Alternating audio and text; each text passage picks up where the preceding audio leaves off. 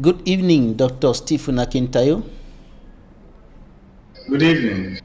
What exactly do you mean by billionaire habits? This is the title of your book. Thank you for having me on your show. So, the book, The Billionaire Habits, chronicles the secrets of wealthy people.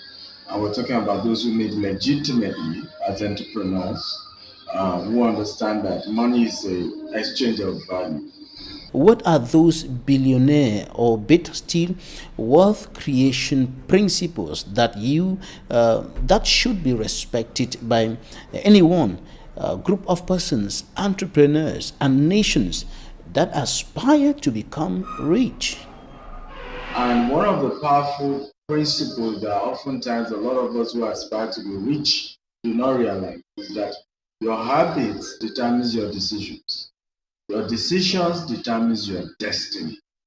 So if you don't have the right habits that is helping you to build wealth, you will remain poor.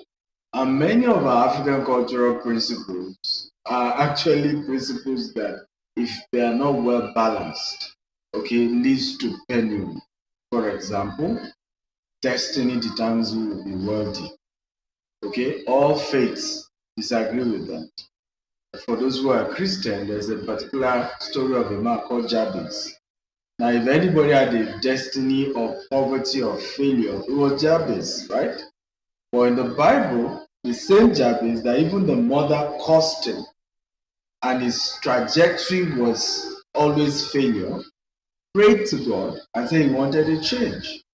And the Bible recorded that the latter years of Jabez changed.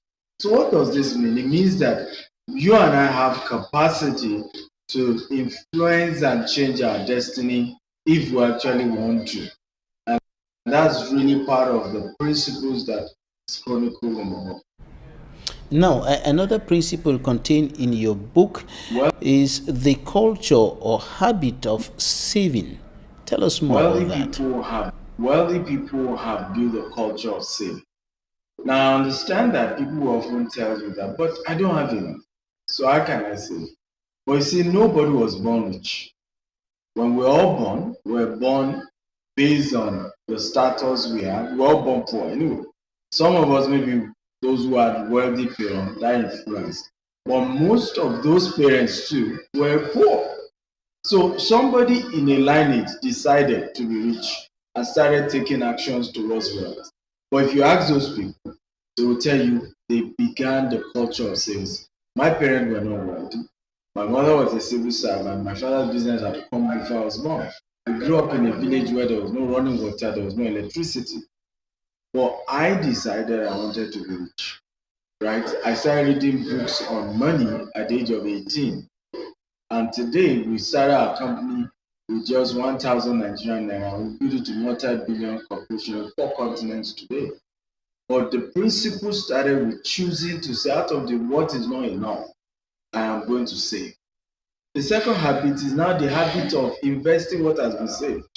Because saving in itself will make you rich. It's what you do with what you have saved that will then help you to become rich. If you're able to invest what you save, you're able to do business with what you've saved, then you're on your way to building wealth. The book Billionaire Habits also talks about having rich friends or worthy friends. How can that help someone to create wealth and eventually become rich? There are many other habits spoken about in the book, relational habits. For example, two poor people cannot help themselves. One must get to the top before he throws the rope to help the other. Okay, so who are your friends? Show me 5 of your friends. Your current bank account or bank balance is the average of the 5 closest people to you. So if you are serious about building wealth, one of the first principles you now need to start having wealthy people as friends. That's for people like us who are not rich, we are not born rich. It means that most of our friends were also poor.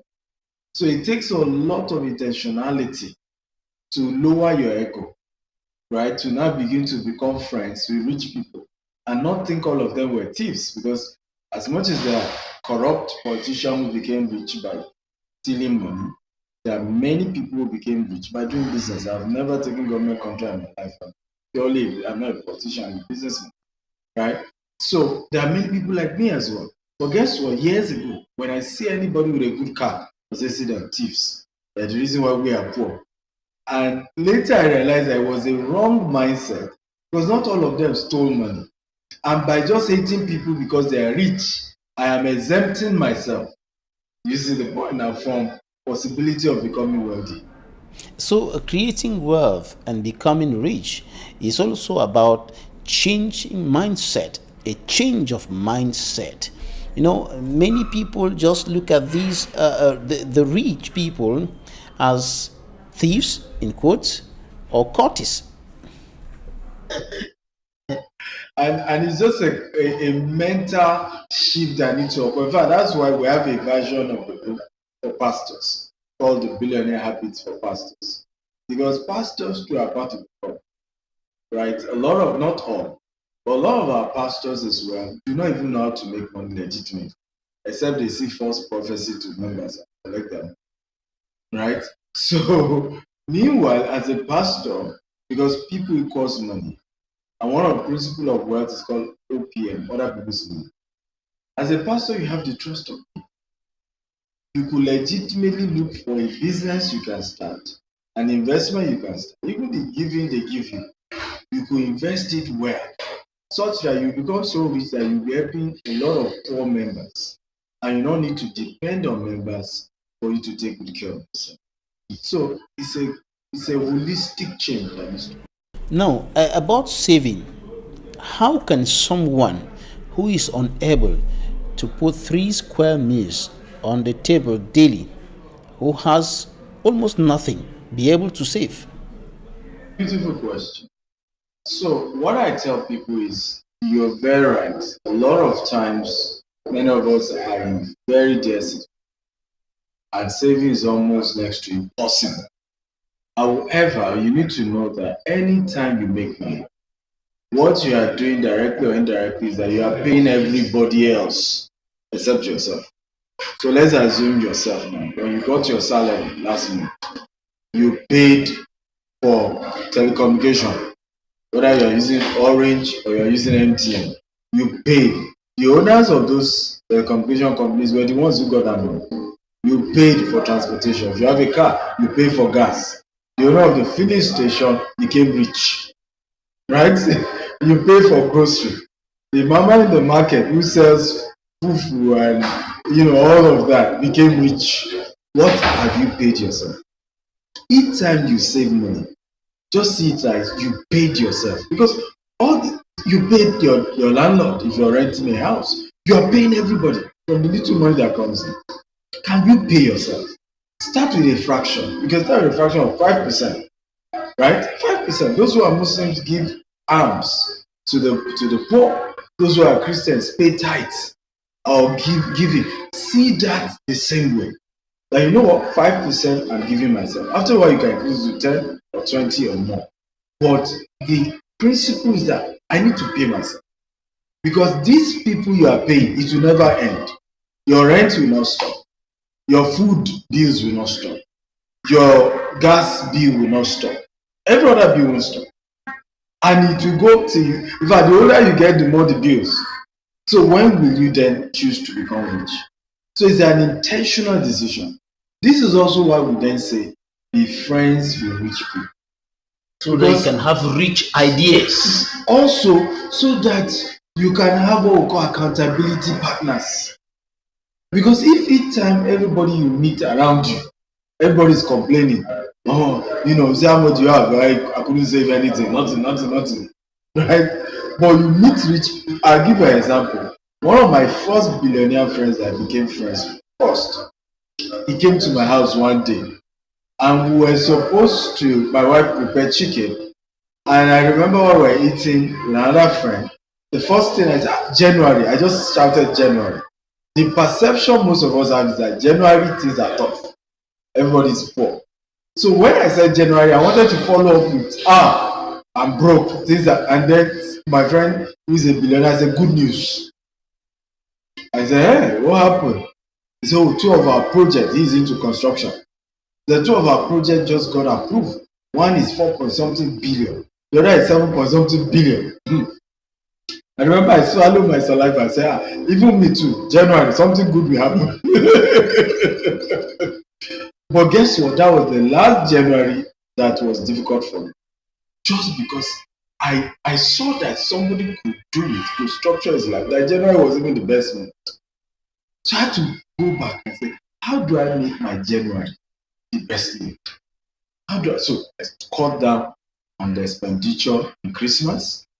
Because you see, poor people buy what they don't need to impress people who don't care. That's why they remain poor. I had to cut down even the school my children was attending. At some point, my children were attending the poorest school in the neighborhood. Today, they attend the most expensive school. Life is in phases, men are in sizes. Leave your size pattern. Some of this money is not enough. If you write down what you spend money on every day, just write it down for 30 days, you see where your money is going. You see that there is still some element of waste. You see what you can avoid for now. It's not forever. It's not forever. At some point, I had to live in the suburb. I couldn't live in the city center because I needed to live in a cheap place. Today, I live in the richest neighborhood. In fact, they say in the whole of Africa, Banana Island. And in Dubai, I live in Dubai now, in Burj Khalifa, the tallest building in the world. Right? But there was a time of my life I had to be living in a suburb. So, from what you're saying, I can understand that it is important and even imperative to discipline consumption. Absolutely. Absolutely. You have to ask yourself, and that's why you should write that list. Where is my money going? So if you buy, toothpaste, write it down. Chewing gum, write it down. Transportation, just do it for 30 days. And then go over that list. You see where most of your money is. If there were 3 words that can make someone or that can help someone, a group of persons, a nation, to create wealth and become rich, what will those words be? Number one is hard work plus smart work. Right? Please stop this nonsense that is only smart. Need both. Right? Number 2, consistency. No matter how difficult success is, you can just stay there. Just change strategy. Right? But be consistent. And then the last one, be an investor. Right? Consumer equal to poverty. Production equals to wealth. Africa is poor today because we're a consuming nation. We are not producing enough. We are not exporting enough. That's why our currency is failing us. So once you become an investor, right, instead of consumer, what happens is that the money you have put into those investments is helping to produce services and products. And so you earn dividend, you earn return, you earn what we call passive income. And if you do that consistently for a period of time, you're on your way to it. Thank you very much, Dr. Stephen Akintayo, for talking to us in this edition of The Inside. Dr. Stephen Akintayo is a Nigerian intercontinental real estate giant and author of the book Billionaire Habits. Stay with us.